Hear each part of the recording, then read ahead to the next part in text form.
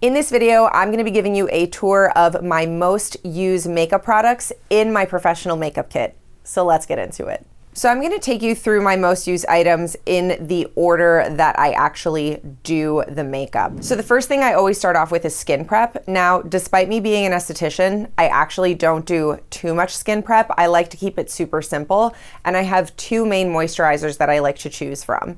If the client communicates to me that their skin is really dry, / if I feel those rough, dry patches on the surface of the skin, typically like on the nose, forehead, T-zone, sometimes all over, I will go in with Embryolisse.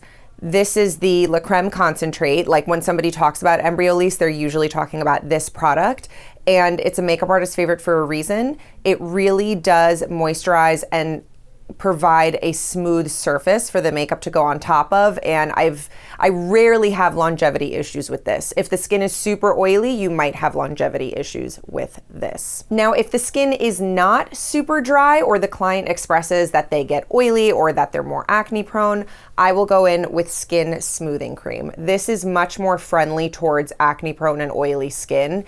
It's still like a normal to dry skin moisturizer, but for underneath makeup, it is gonna give you that nice, flawless, smooth base. When it comes to oily skin, I like to use more powders and mattifying sprays to do the mattification. I don't do a ton of oil control as my first step unless I can really see a lot of excess surface oil, then I will wipe down the face. But generally speaking, these are the two moisturizers that I choose from. Like I said, I like to keep the skin prep simple. This is my little skin prep bag from Mykitco. It's the My Small bottle bag, I believe. I'll have everything that I mentioned listed down below.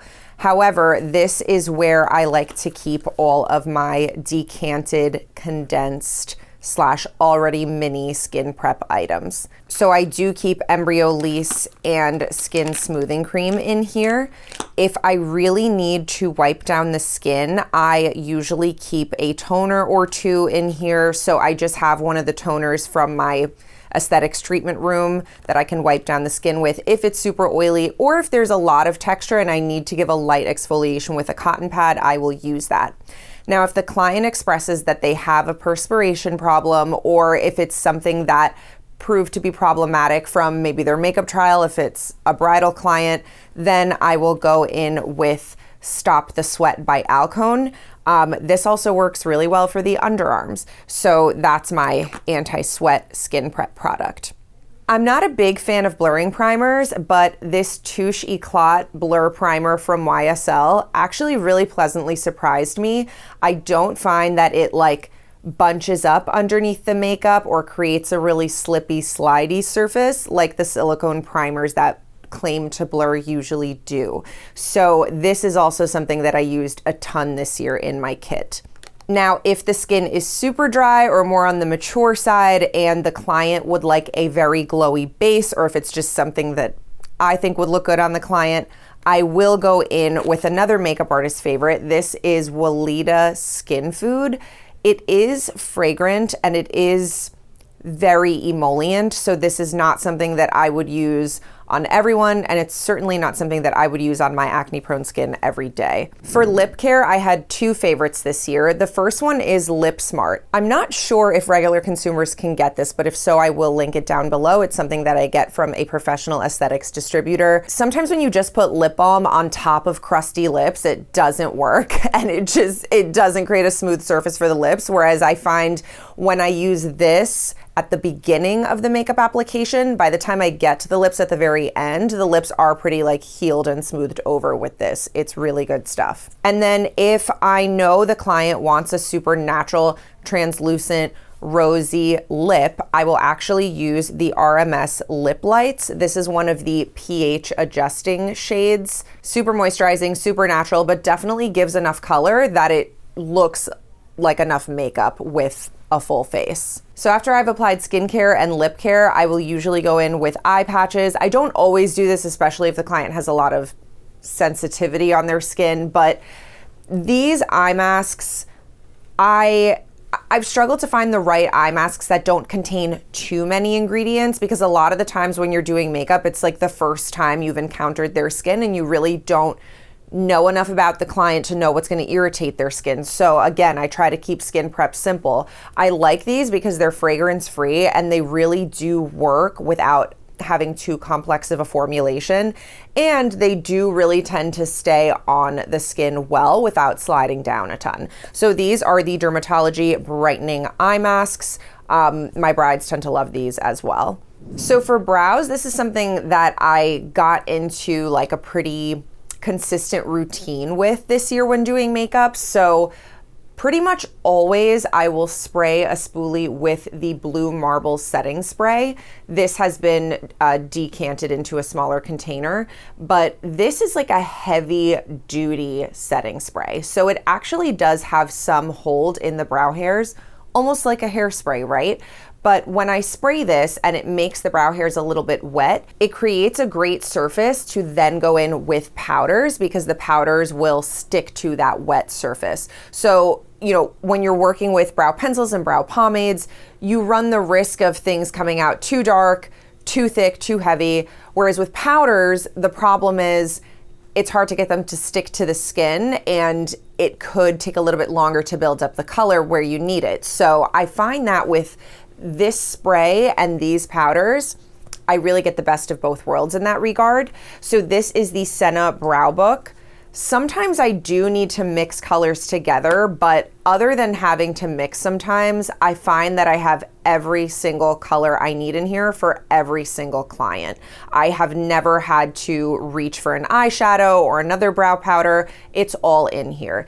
If I am gonna reach for another brow product, I do have some pencils, but I have to be honest, I don't think I've used them once this year. What I do reach for is the Made by Mitchell color case. And this is definitely a most used product this year, not just for the eyebrows, but this has a bunch of neutral tones, and these are pretty heavy duty, very waterproof. I'll explain how I use it when I get to the eye section for the eyes, but for the eyebrows, I will go in if there is like a bald patch in the eyebrows and I need something more heavy duty than a powder. That's what I will use this for.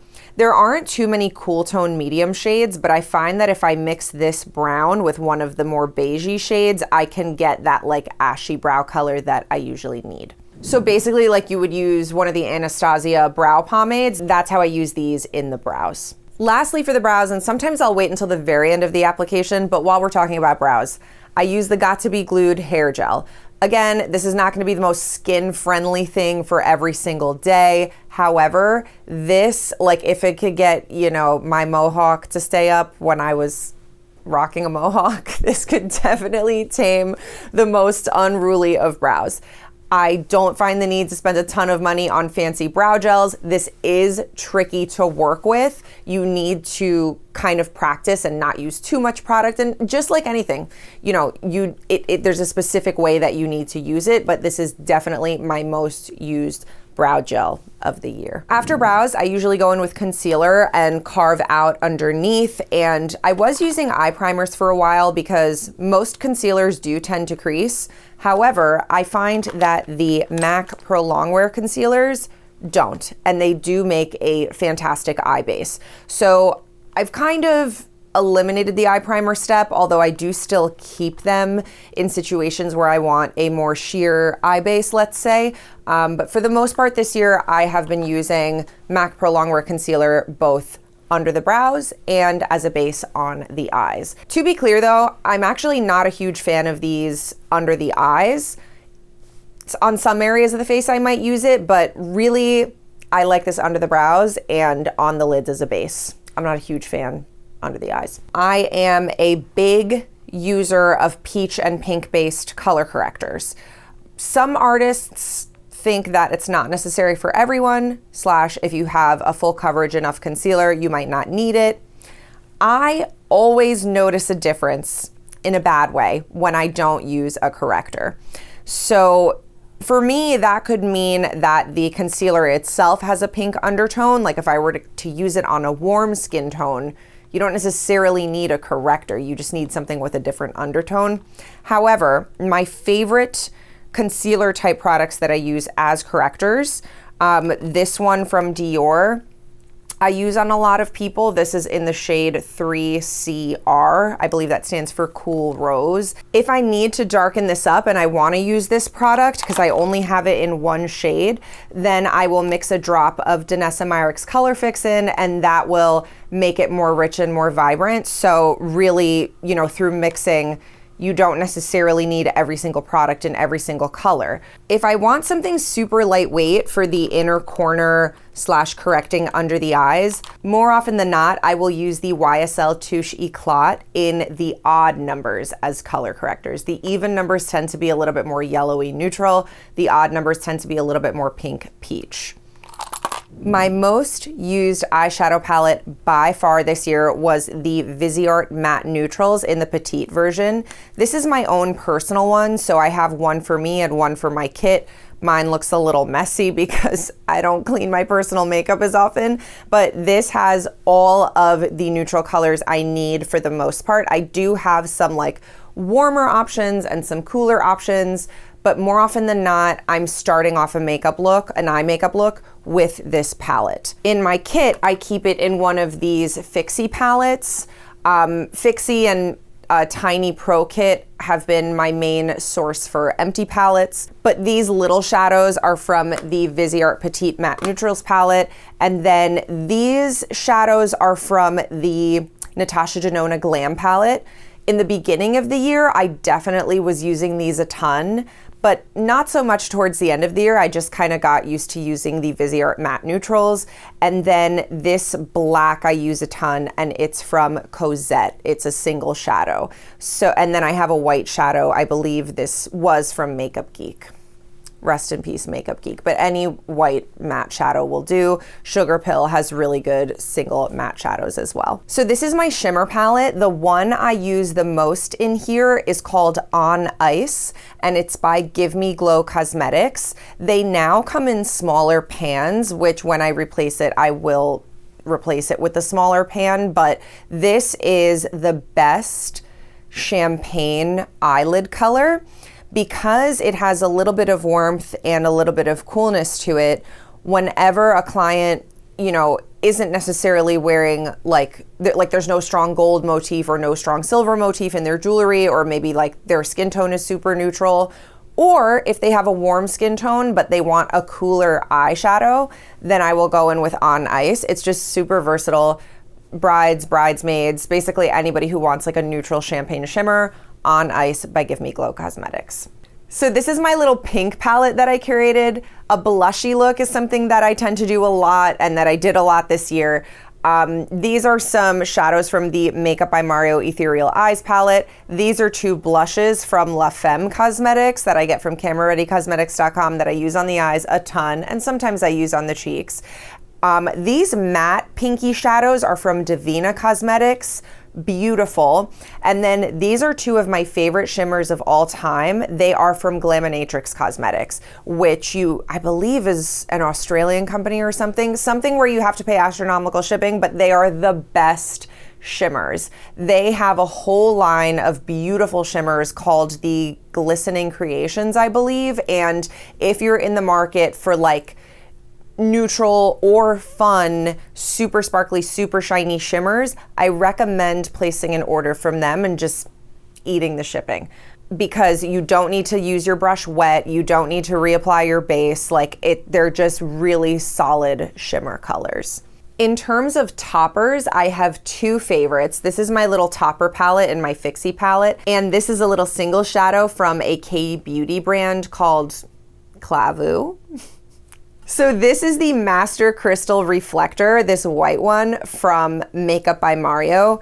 So easy just to like do a whole look, whether it's all mattes or it already has a shimmer. If you want to add a fine, delicate sparkle and you want the base to be translucent and you don't want to mess up your look, adding the Master Crystal Reflector in Quartz is so easy. I use it even more than I use Space Cowboy over here. I actually don't use Space Cowboy that often. I don't know. It has a little bit of a base to it, whereas the Master Crystal Reflectors are more translucent.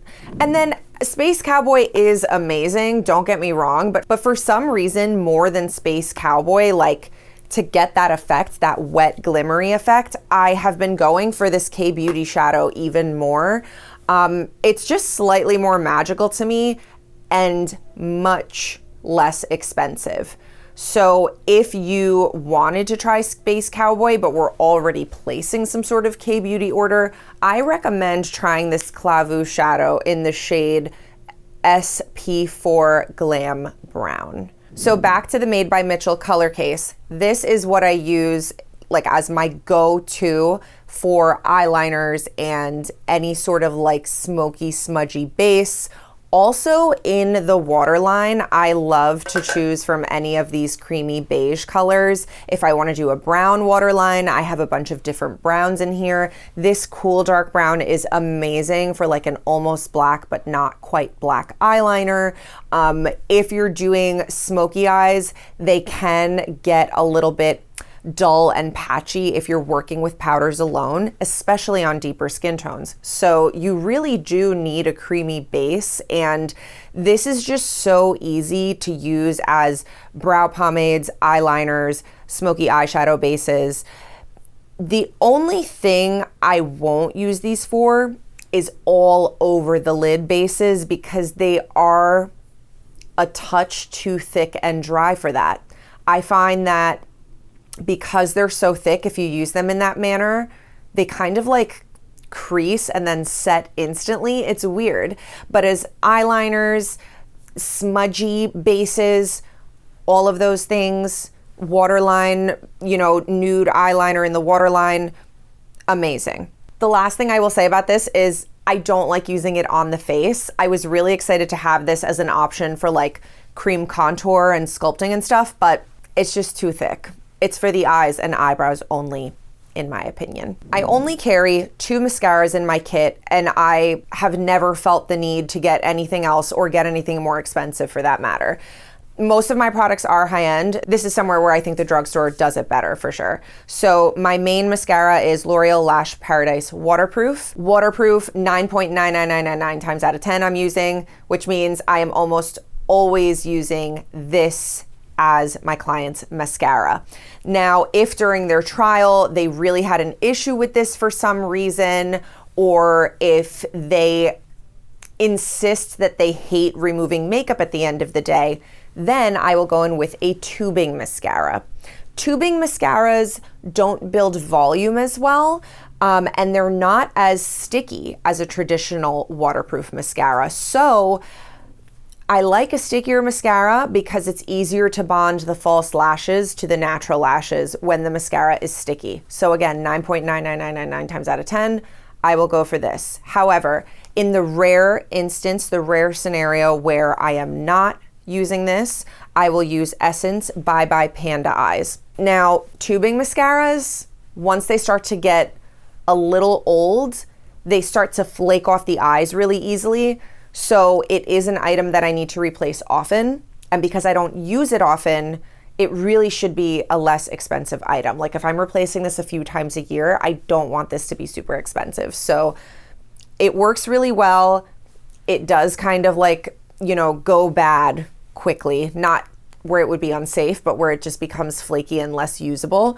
So again, I like cheaper mascaras. I don't think expensive mascaras are necessarily better. So these are the only 2 mascaras I carry in my kit. I will say that there have been scenarios where neither of these work, where I need something that's more of like a paint, especially sometimes for the lower lashes. And in those scenarios, I will use Danessa Myricks Color Fix in Blackout. I also use this for eyeliner when I want something more fluid. You know, it's just good to have different formulations. So like, while I've definitely been using the color case a lot more this year than the color fixes, I will never not have the basic colors in the color fix in my kit. It's just like, these are both equally deserving of staple status in the kit. So between a liquid waterproof black color, a palette of heavy duty neutral creams, your waterproof mascara and your tubing mascara, you should be good with like non-eyeshadow eye items. My favorite lash glue is the Duo Quick Set. This does set quickly and it's also latex free. I find that even for folks who don't have a latex allergy, the original Duo glue in the squeezy tube does feel really sensitizing on the eyes. This is just more friendly to sensitive eyes. And I wonder if that's because of the latex. I just in general have found that latex-free adhesives are gentler on the eyes. And I rarely have issues with like lifting with this. The only glue I kind of like better than this is House of Lashes. So I think I'll start keeping that one on hand as well. That has been my personal lash glue this year, but my most used lash glue in my kit has been Duo Quick Set. But the downside of it being quick set is like you can't just leave it open on your table because it will start to dry out. So you do need to keep it closed while you're working with it. If you're dispensing it onto a palette, you do need to like re-dispense after a few minutes because it does dry quickly. Small price to pay for how easy it is to work with because it is a quick setting formula.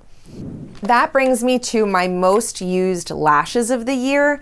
I do like to have a bunch of different options, but honestly, the majority of the time I am using some combination of individuals, especially on brides. On quicker appointments, bridesmaids, I tend to just go for the strips or like half lashes, but these short and medium, these cluster lashes from Ardell in the short and medium, they're called the Lash Trios. I really like these because the band is transparent. So it's not like, sometimes with individual clusters, like when the client looks down, you can see like almost little dashes because you can see the individual clusters are separate. So that's my issue with my other most used cluster, which is Tatti lashes. So I cut these up out of the packet they come in, but the band is just a little darker and I do need to go over the lashes with eyeliner afterwards just to make sure there are no like lines of demarcation in the lash line, but these are really beautiful individual lashes as well. As far as wing-shaped individual lashes, these are from Amazon. I hate shopping on Amazon, but I have not found anything that works better than these. I don't really use the inner two. I mostly use the outer two, and then I'll go back in with a more traditional cluster, like a non-winged cluster for the inner corners and sometimes the center as well. Or even sometimes if I do a lash strip and it just needs an extra little wing out at the end, the corners of these are so nice. And I don't even mind that I end up wasting some of the inner corners because these are so, so cheap. They're just fabulous to have on hand. Another one of my most used lashes is pretty basic. Like I think some artists would laugh at me, but these are the Ardell 110s. Sometimes I'll start with these as a base and then I will add individual lashes on top. If somebody wears glasses or, you know, it's a more mature client who has never worn false lashes ever, or just somebody who's very natural, very nervous, but wants the full glam experience, Ardell 110s are where it's at. Don't, you know, just because they're super like basic and dinky looking, like don't knock them. They're really good to have. Going back to concealers, because after we do the eyes, you know, we remove the patches, we clean up anything underneath, which basically I use Embryo Lease for. I don't necessarily have like a favorite makeup remover that I've been using a ton. That would be the time I start to go back in with concealer, or sometimes I start with foundation, but I don't really have a favorite neutral toned concealer for under the eyes. I think this Dior one is beautiful and I'll probably get it in more colors, but concealer is one of those things that I'm kind of always testing and never have been super satisfied. I mix things together.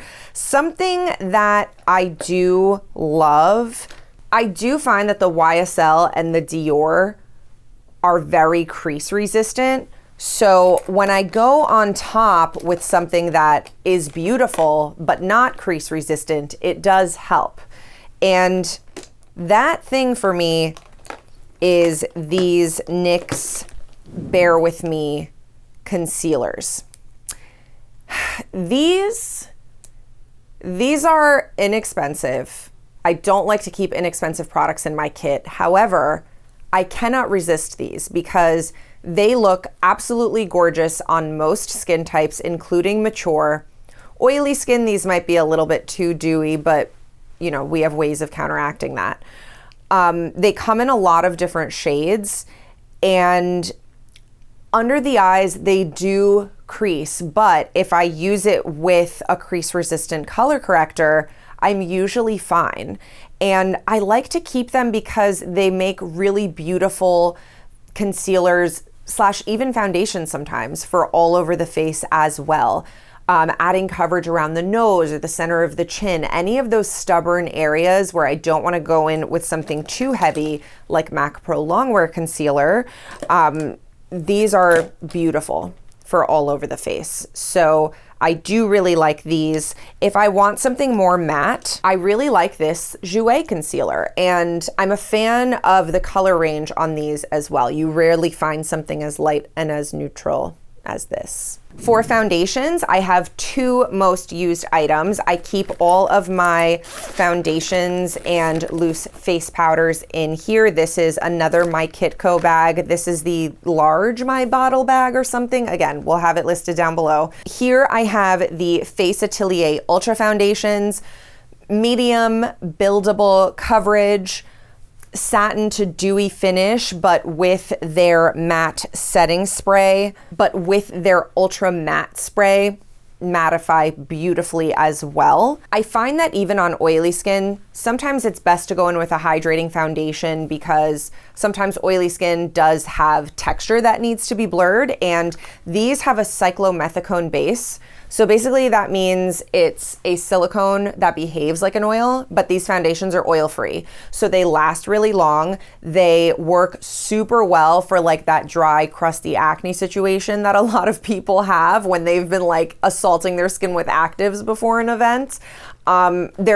They work for so many people. They look great on everyone.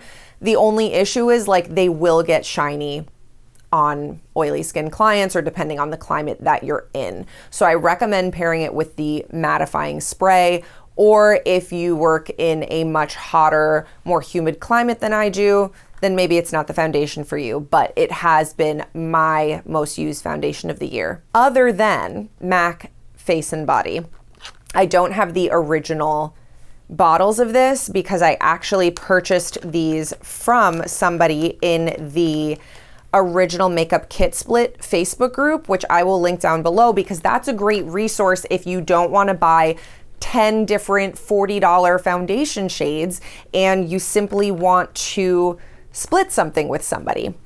So that's what I did for these and something else in my kit that I'll show you soon. But anyways, MAC Face and Body it's my favorite for somebody who has amazing skin or very mature and dry skin as well.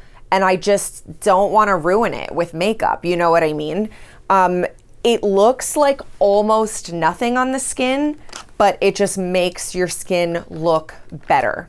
It does have a dewy finish, but I find it wears beautifully. So the other purpose I have for it is using as a topper. So if I'm doing a lot of underpainting, heavy contouring and highlighting with creams, and I need something to blur it out, you know, overpaint essentially, but not add coverage, MAC Face and Body is fantastic for that. Now, my most used face powders, I have some loose and some pressed and some baked.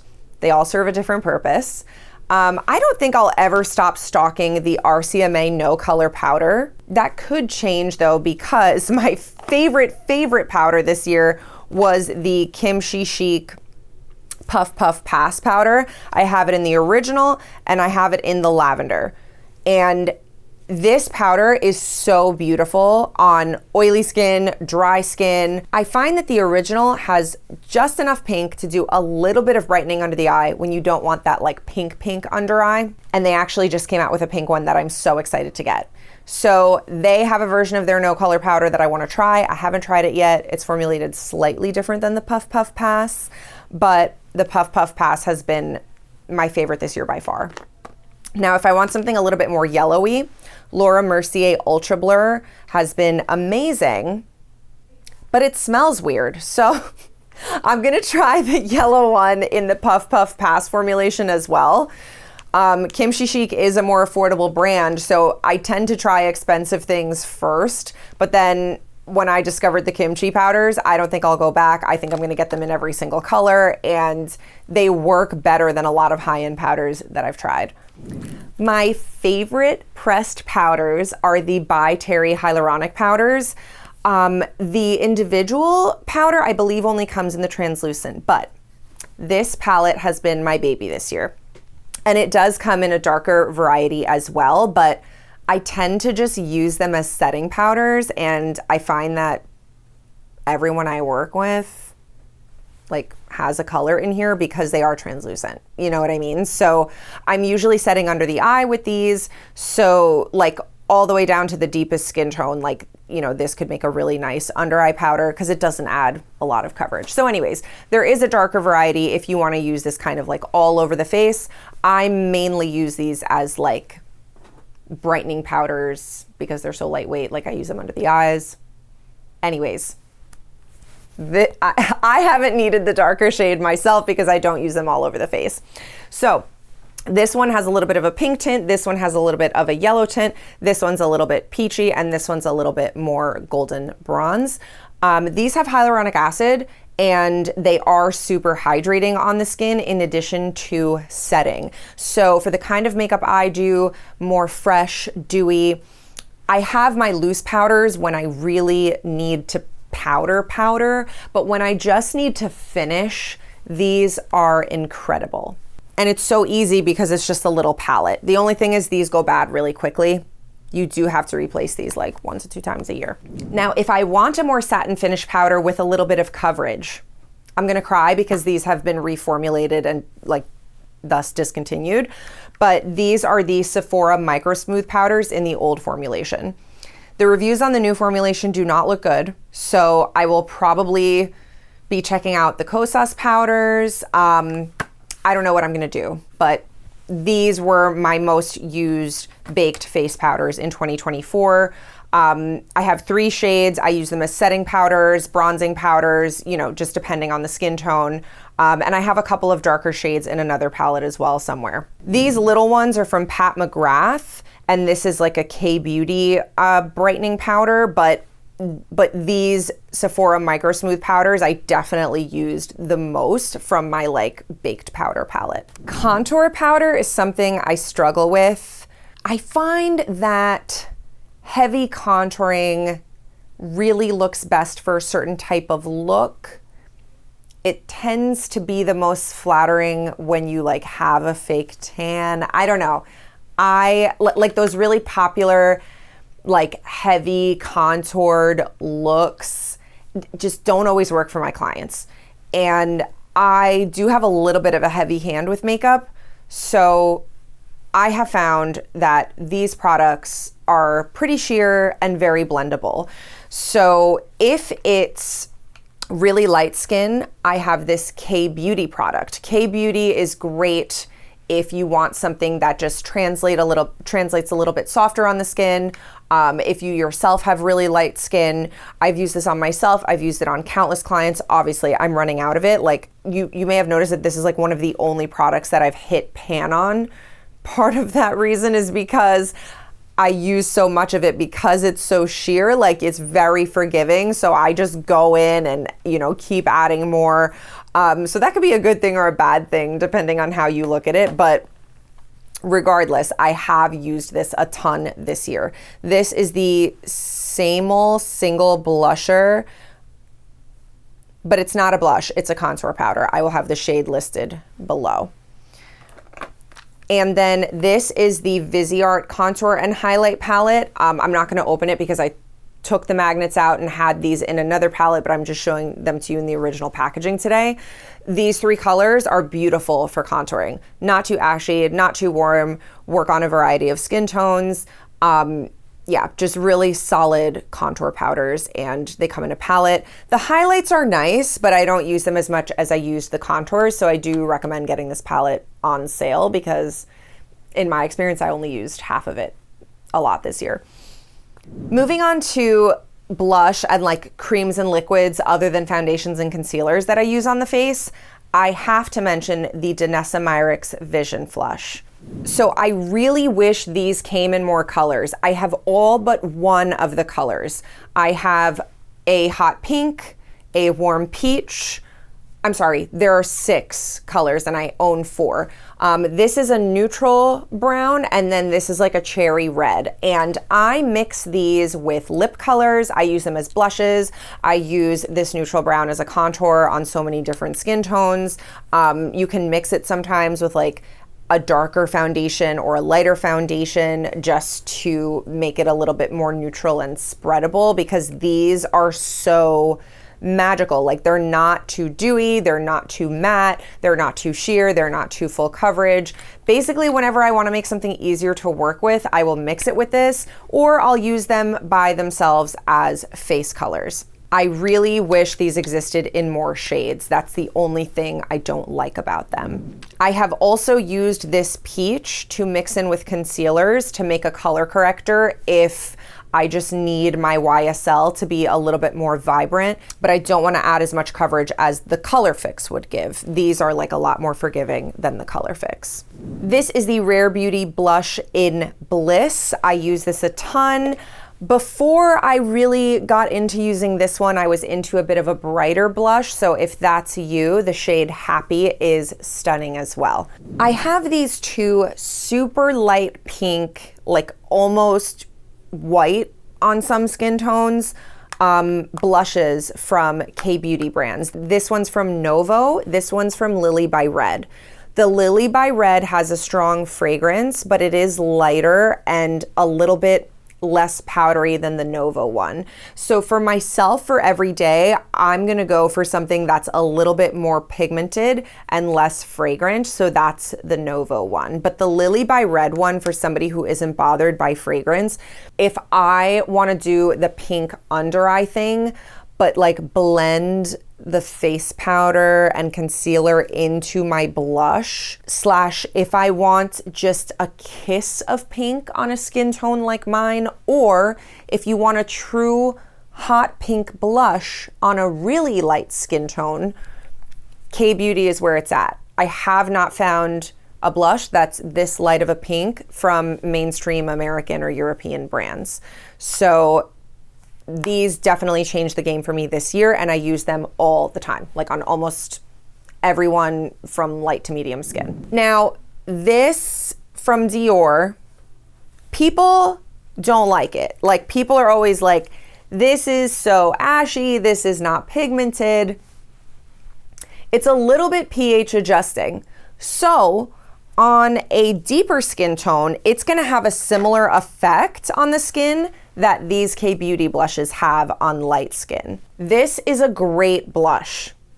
Like, I don't care what people say. This is a wonderful blush. Yes, it's $40 for this little rectangle, but there is something special about these Dior blushes. They do have a translucency to them, and yet they do show up on most skins. Again, on a darker skin, it's going to show up like this would on a lighter skin. Similar effect, that baby pink. On my skin, this does give somewhat of that hot pink flush of color, but a lot more natural and forgiving. It looks a lot more realistic than just a straight up powdery hot pink blush. I know people are like so skeptical of these.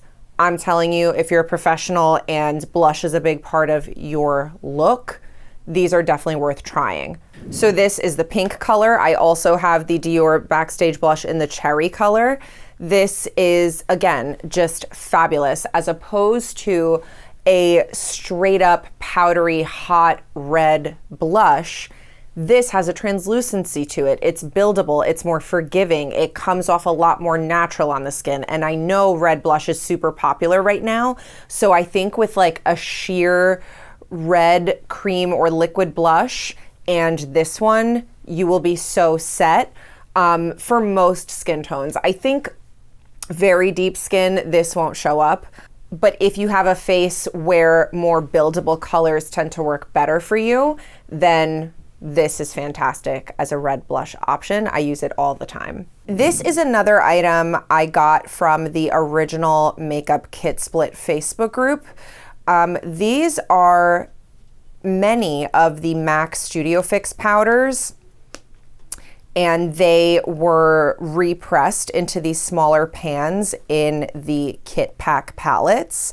I have the NC, which is neutral cool, which in MAC language means yellow, even though cool normally means pink everywhere else in the makeup world. And this is NW, so neutral warm or pink. So MAC Studio Fix powders have a lot of coverage, but they don't cake up too quickly. And I think most of us are comfortable building coverage with creams and liquids, which is how it should be. But sometimes through blending, you end up losing coverage, and you really need a powder with coverage right at the end. I'm actually wearing MAC Studio Fix from the NW palette under my eyes today, and I think it looks great. So I think you can do a lot with these, and sometimes you just need a really pigmented powder that's available in a bunch of different skin tones.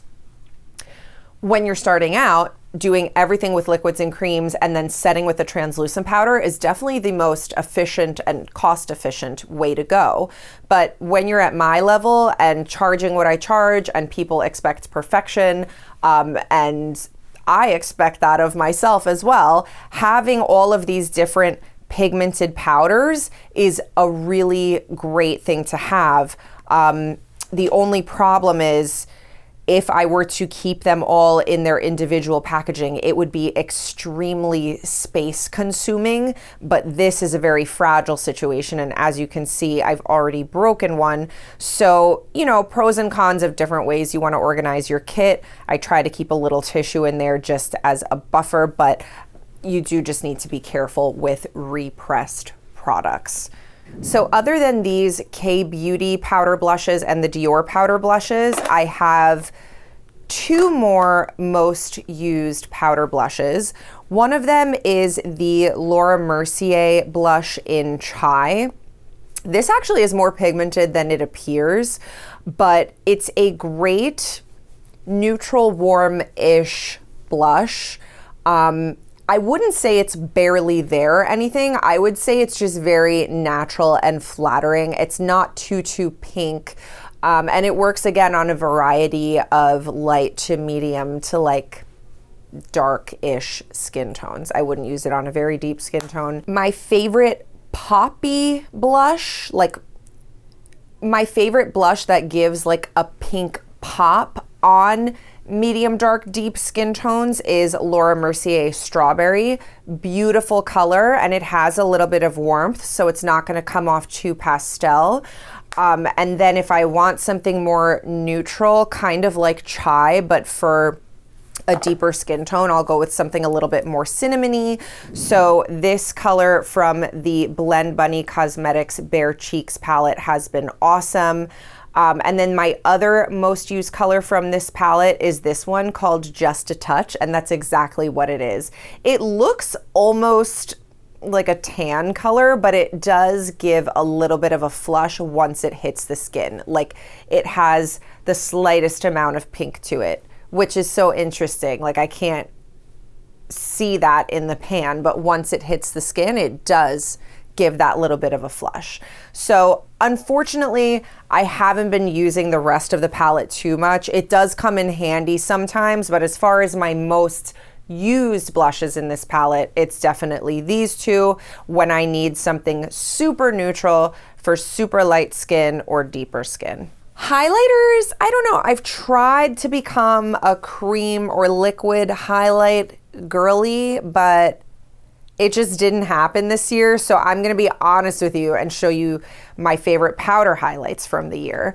So this is the Dior Backstage Illuminating Palette in 01 Universal.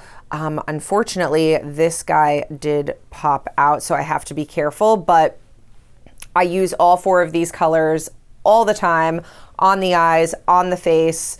I have other silvery highlights and I pretty much hate them all, and they all pale in comparison to this. I use this as an inner corner highlight on so many people. I use this brown on the eyes all of the time. My favorite thing for lighter skin tones is to mix the silver and the goldish champagne as a cheekbone highlight, and my favorite thing for deeper skin tones is to mix these two. So I kind of just take my fan brush and like go over both and then apply it to the skin. This palette is less than, I think this palette is like $49 or something. It's a must-have. It's compact. I do use this as a blush topper as well. It's a must-have if you want to do like luxury makeup. This is from Give Me Glow Cosmetics, which is the same brand as my most used shimmer eyeshadow. This, it looks quite pink, but when it's on the cheeks, it is kind of translucent and like just looks so natural and beaming and like almost wet. And it's the kind of thing where in photos and videos, people are like, what highlight is that?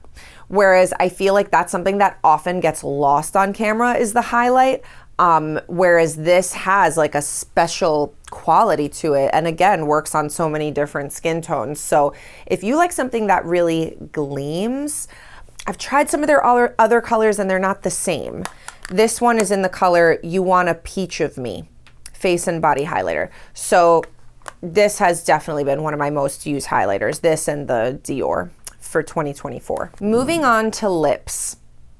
I do have a ton of options because lips are one of those things that like, if the color's wrong for you, it looks very off. Like I find that like, unless it's a sheer lip gloss, lip colors are not forgiving in my experience. So I do have a little tiny view set palette with matte lip colors and then one with glossier lip colors.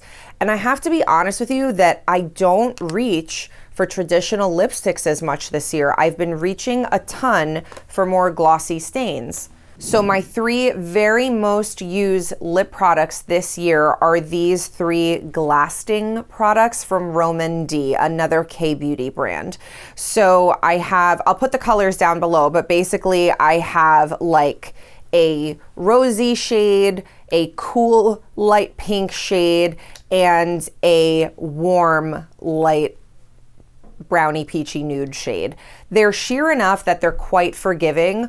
Like you could use them on a variety of skin tones and like your natural lip color will come through a little bit. They're really easy for the client to reapply for themselves. So like, you know, I always give clients samples of their lip color to take with them. And it's like, again, really forgiving. It's easy for me, it's easy for the client. And for me, once I start using a product a lot and a client is like, oh my God, I love how that looks, and that happens over and over again, I'm gonna keep reaching for that product. These have been that product for me this year when it comes to lips. Every time I use these, people are like, oh my God, I love it. So it's kind of a like, you can't go wrong situation. Now, when I'm using a traditional lip gloss, so those are sheer glossy stains. When I'm using a traditional lip gloss, I have been going for these peaches and cream lip glosses.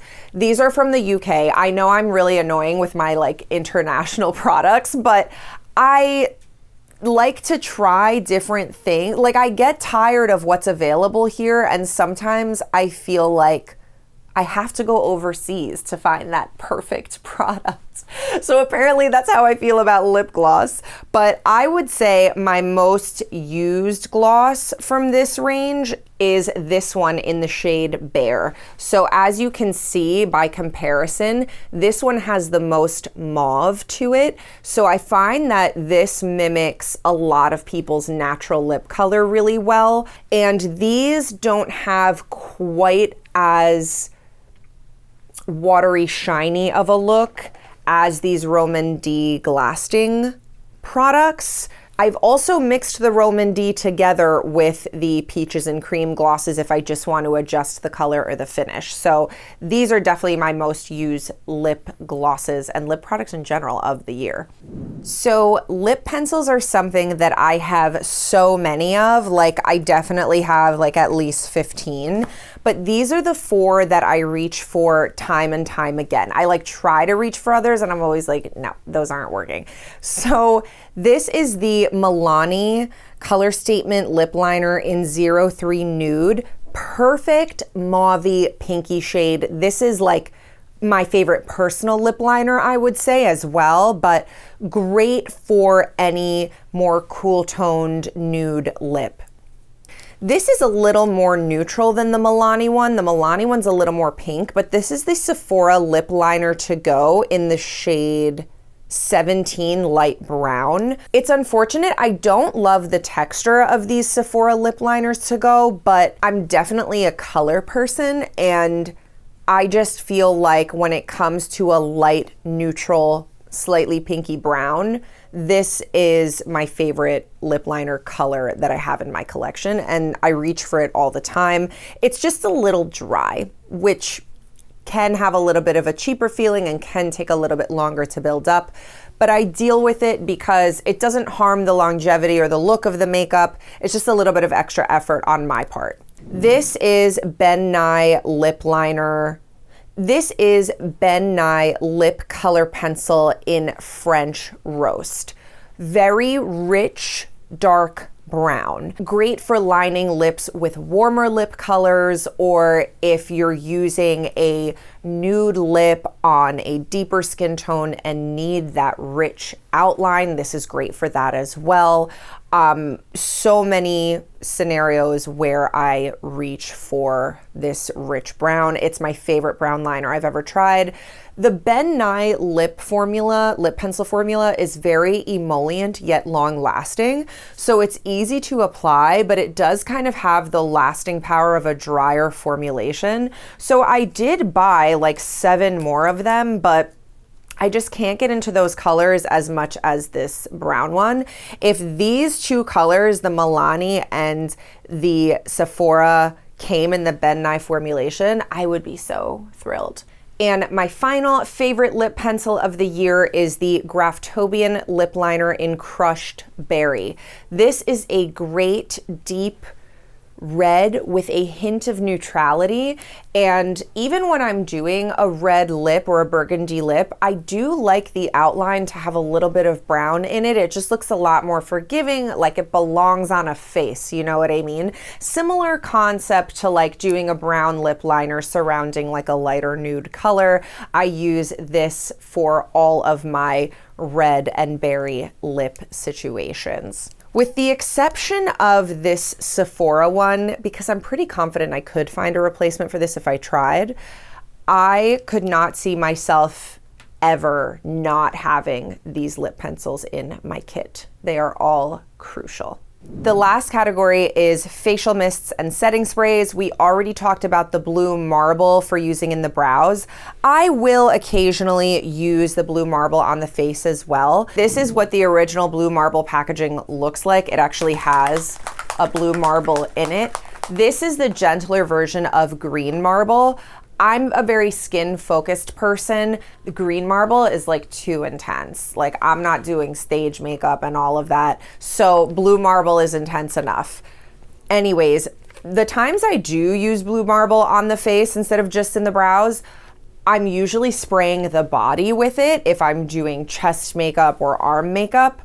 Or if somebody is wearing glasses or a face mask, I will spray this on a puff or a sponge, dab off the excess, and pat it on with an applicator rather than spraying the whole face.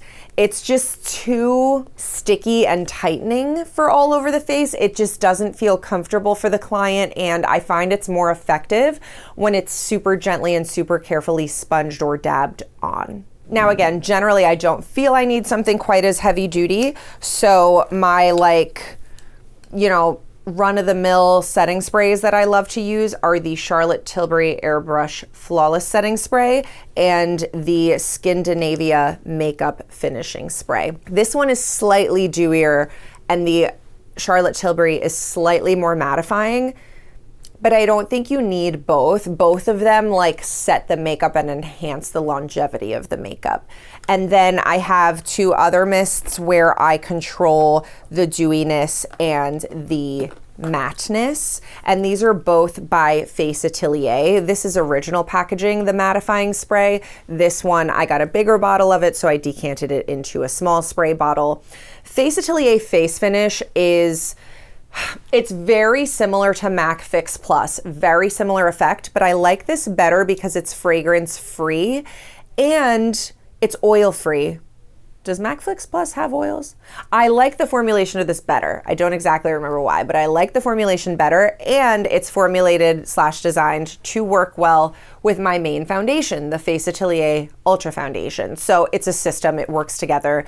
Whenever the makeup is looking cakey or undesirable, texturally speaking, I spray this and it fixes it. Like 9.99999 times out of 10, this fixes makeup. So even if the skin is a little more oily or shiny, sometimes I will still use this to melt everything together, and then I'll go in with a combination of the matte spray and the powders to get back to the finish that I want. So the face finish, you know, it gives a dewy finish, but it also just makes the makeup look better and less cakey and, you know, melts it together, so to speak. Whereas the matte kind of just changes the finish. It, you know, it takes away shine. I wouldn't rely on either of these sprays for enhancing the longevity of your makeup. That's what the Charlotte Tilbury and the Skindinavia are for. So I know these are a lot of different sprays, 5 to be exact, but I definitely feel I have a purpose for all of them. Again, I think you could choose between the Charlotte Tilbury and the Skindinavia depending on your style, the climate, and then rely on the Face Atelier matte and face finish in order to get the finish you really want. But it is handy to have both of these because I want my last step to really, because these are the last thing you spray on because they set the makeup and enhance the longevity. And I really want my last step to reinforce the overall effect that I'm going for. But when I travel, like, you know, if I'm going to California, I probably will only bring one. So that was it for a tour of my most used products in my professional makeup kit for 2024. As always, let me know in the comments if you have any questions, if you've tried any of these products and what you think of them. Are you going to try any of these products? Let me know where you're at in your makeup career as well. I'm always fascinated to know who is watching. Everything I mentioned will be listed down below with links if I can find them. Subscribe if you haven't already for more makeup and skincare content from a professional perspective, and I hope to see you in the next one. Bye. Thank you so much for watching this video. I can't wait to accompany you on your self-care and self-expression journey, and follow for more makeup and skincare tips.